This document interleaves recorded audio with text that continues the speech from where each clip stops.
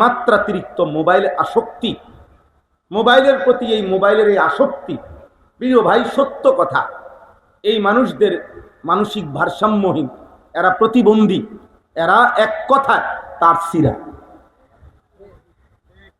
সত্য কথা আব্বা, এটা বুঝতে শিখো, এটা ভাবতে শিখো। মাতাল, এরা একরকম মাতাল। কোরআনুল কারীমের মধ্যে আল্লাহ তাআলা পাপীদের ব্যাপারে বলছে, লাআমরুকা ইন্নাহুম লাফি সাকরাতিহিম ইয়ামাহুন। হে নবী, আপনার কসম, আল্লাহ বলে বন্ধু আপনার কসম করে বলতেছি, নাফরমান মাতলামিতে অন্ধ হয়ে আছে। আসসালামু আলাইকুম ওয়া রাহমাতুল্লাহি ওয়া বারাকাতুহু।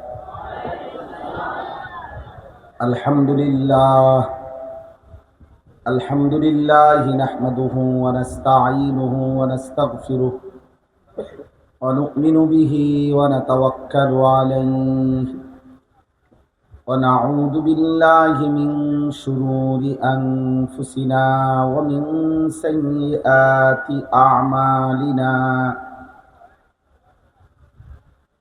من يهده الله فلا مضل له ومن يضلله فلا هادي له ونشهد أن لا إله إلا الله وحده لا شريك له ونشهد أن سيدنا وحبيبنا ومولانا محمدا عبده ورسوله أما بعد فأعوذ بالله من الشيطان الرجيم بسم الله الرحمن الرحيم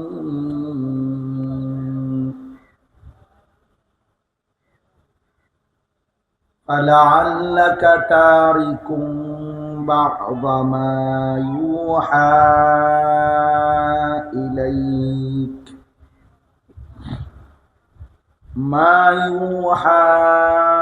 إليك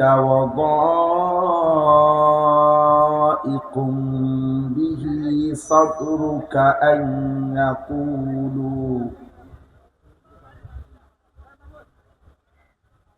أن يقولوا لولا أنزل عليه كنز أو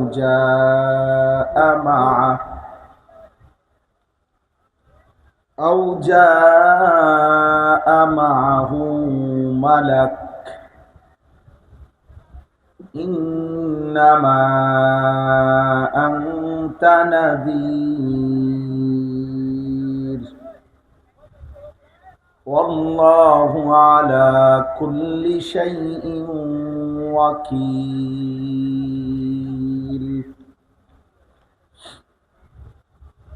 أم يقولون افتراه قل فأتوا بعشر سور مثله مفتريات وادعوا من استطعتم من دون الله إن كنتم صادقين فإن لم يستجيبوا لكم فاعلموا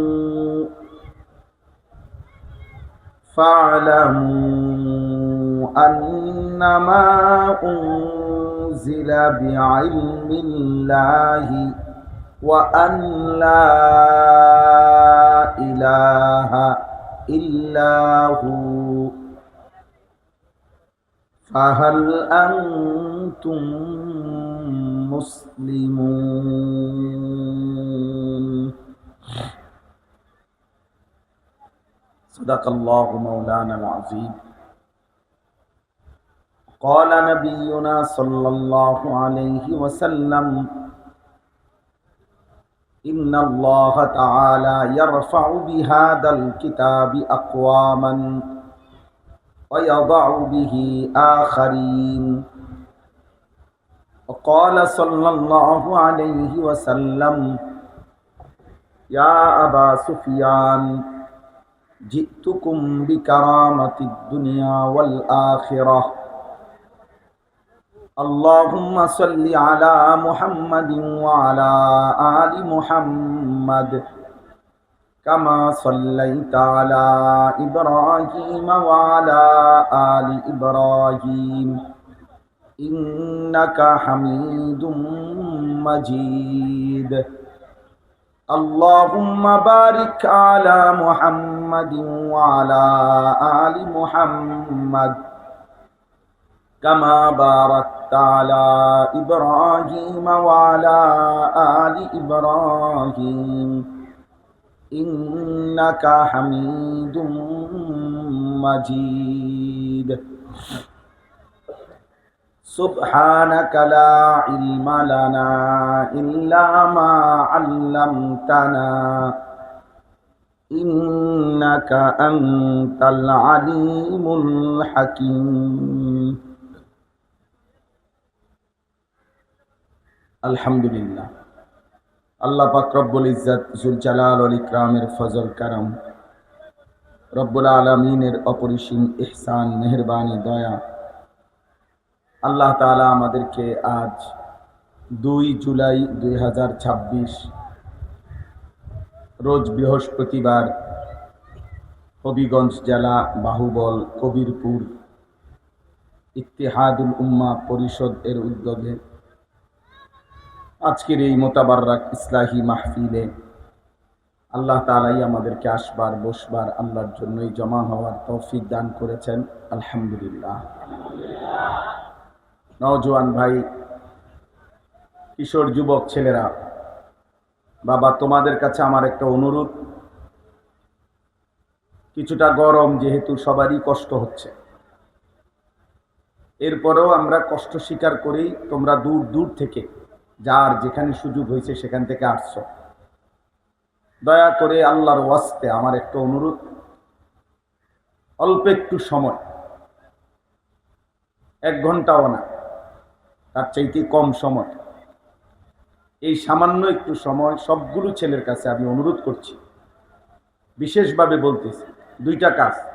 1 নাম্বার হলো হাতে ধরা সবগুলো মোবাইল বন্ধ করে দাও।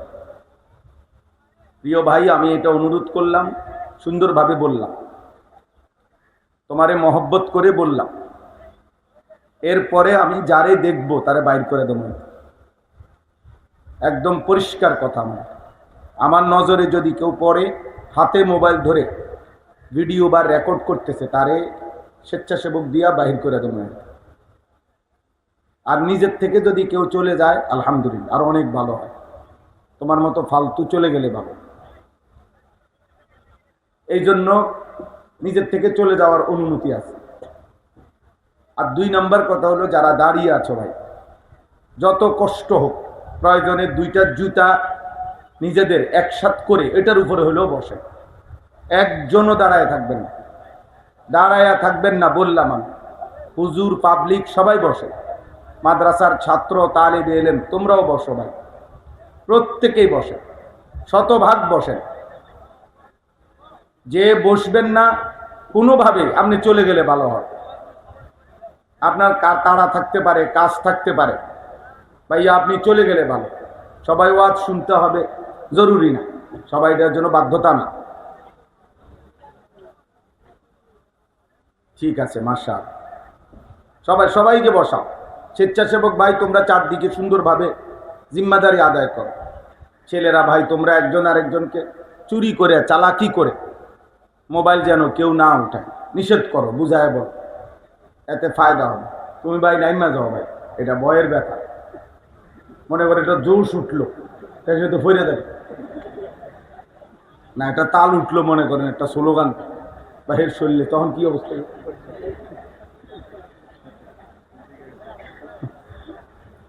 এই জন্য মাশাআল্লাহ, মাশাআল্লাহ, আল্লাহ সবাইকে কবুল করেন।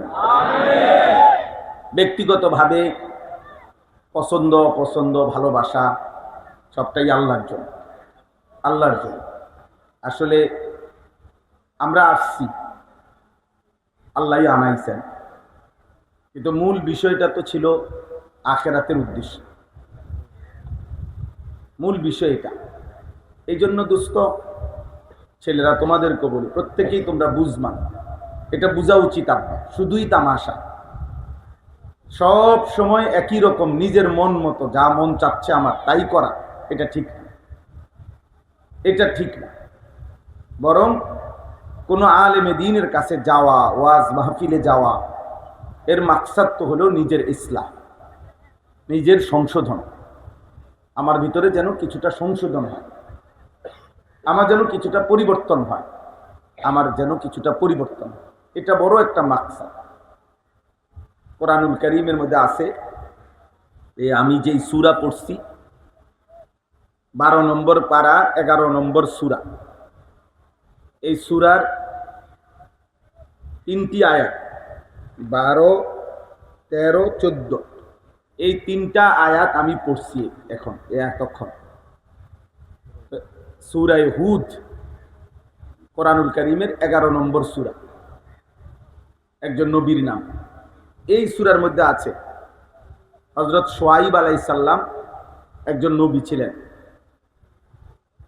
আমাদের নবী সাল্লাল্লাহু আলাইহি সাল্লামের পরে আদম আলাইহিস সালাম থেকে ঈসা নবী পর্যন্ত এই বাকি সমস্ত নবীদের মধ্যে সবচেয়ে প্রাঞ্জল ভাষায় কথা বলতেন যিনি নবীদের মধ্যে, এবং সবচেয়ে হৃদয়গ্রাহী ভাষায় দরদ দিয়ে সবচেয়ে সুন্দর উপস্থাপনায় যিনি তার কওমকে ইসলামের ইমানের দাওয়াত দিচ্ছেন, আল্লাহর দিকে ডাকছেন, আমাদের নবী সাল্লাল্লাহু আলাইহি সাল্লামের পরে নবীজি সাল্লাল্লাহু আলাইহি সাল্লাম সকল গুণে তিনি শ্রেষ্ঠ।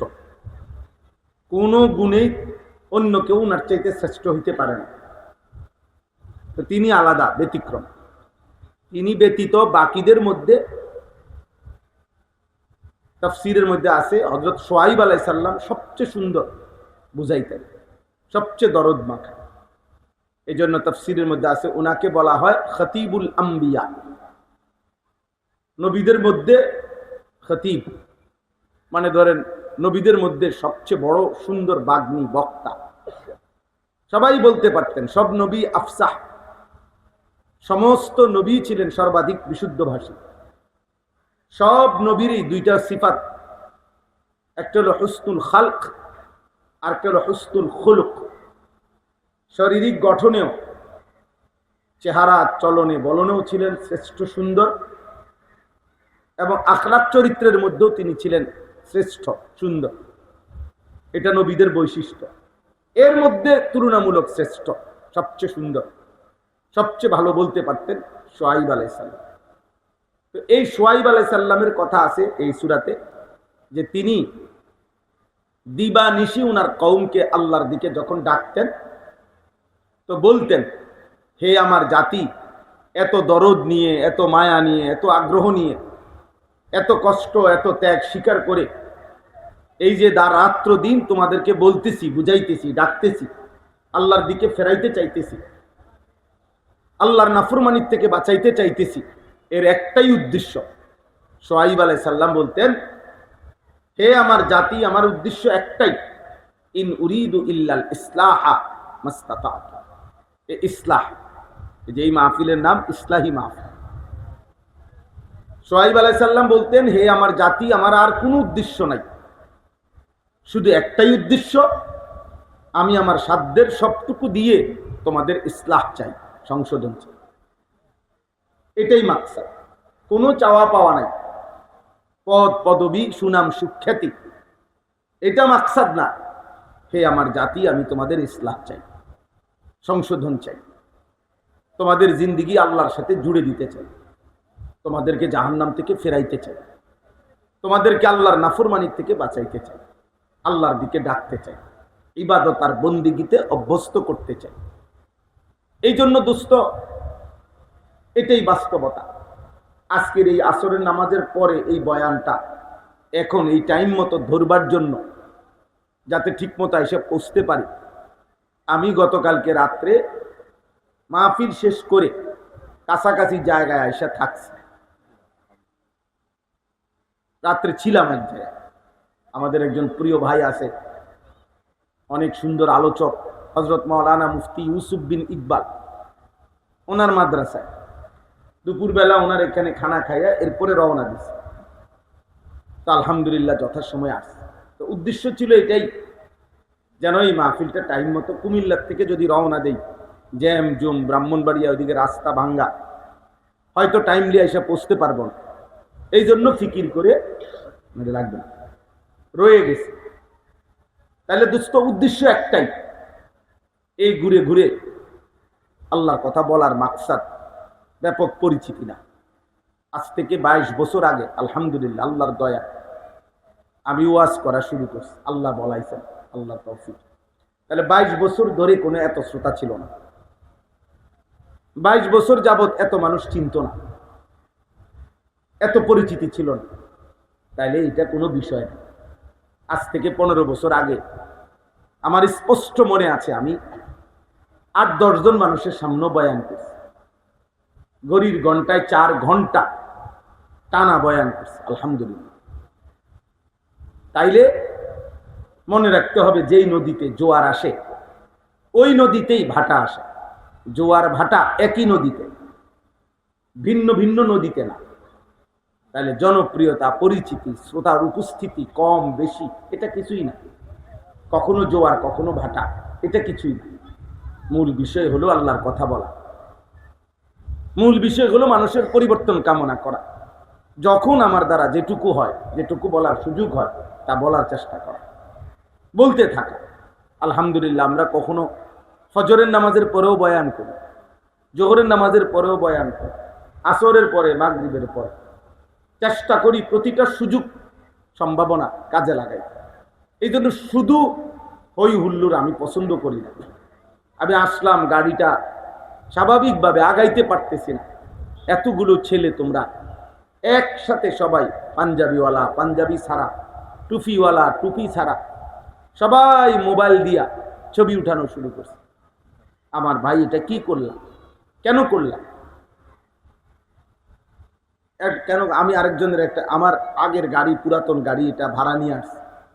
আমার গাড়ি, আমার মেইন গাড়ি এবং আমার ড্রাইভার, তার ভাগ্নির বিয়ে আজকে, ছুটিতে আছে।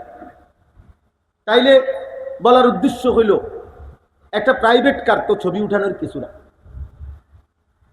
একটা প্রাইভেট কার তো পৃথিবীতে আশ্চর্য কিছুও না। তাহলে এই মাতলামি, এই ছাগলামির শেষ কোথায়?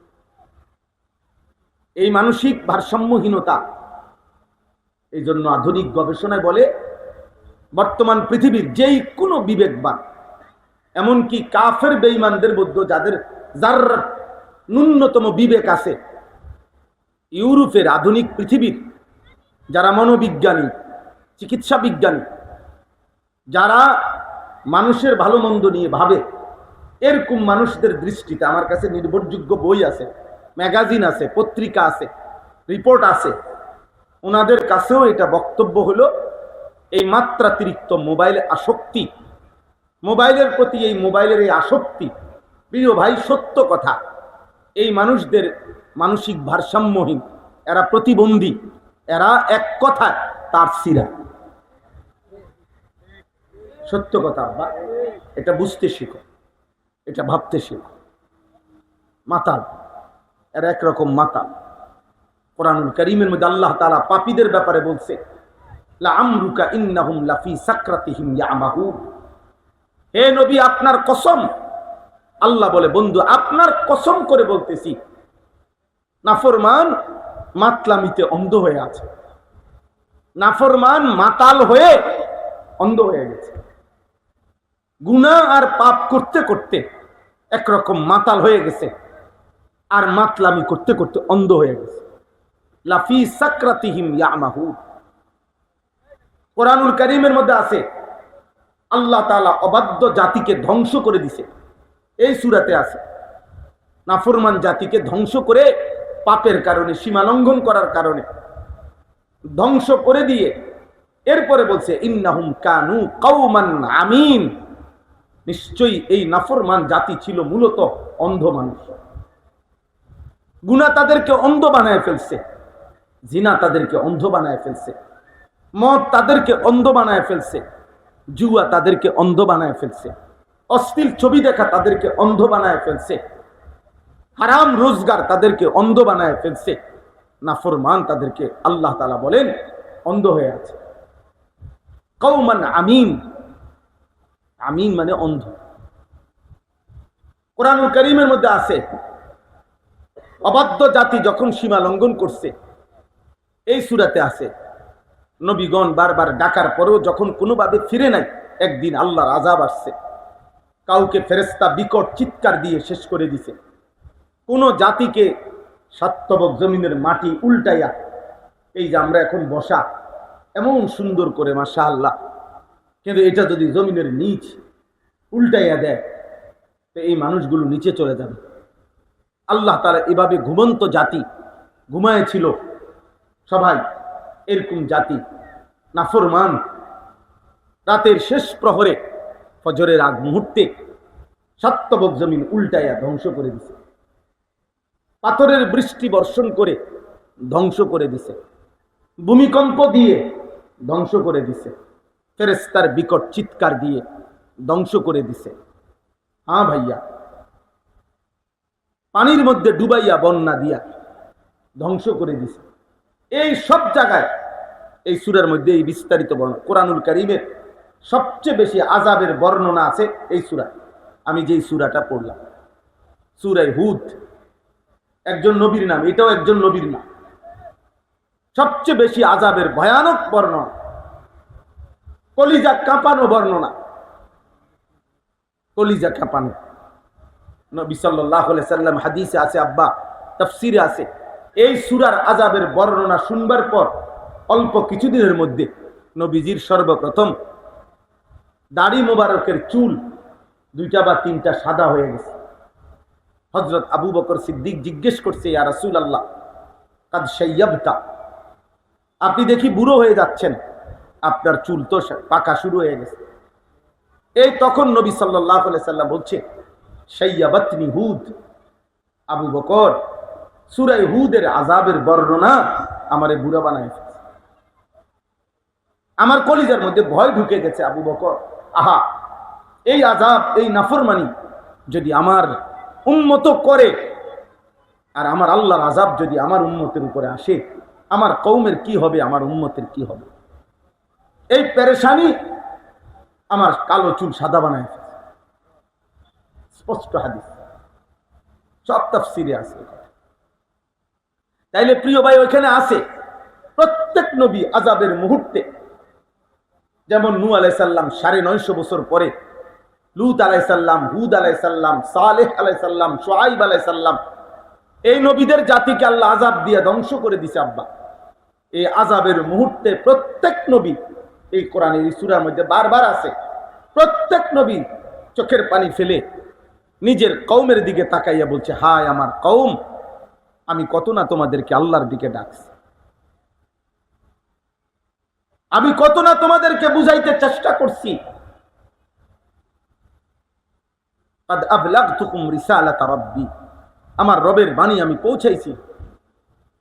وَنَصَحْتُ لَكُمْ, কত উপদেশ তোমাদেরকে দিয়েছি। وَلَكِنْ لَا تُحِبُّونَ النَّاصِحِينَ, কিন্তু তোমরা কোনোভাবেই উপদেশকে পছন্দ করলা না।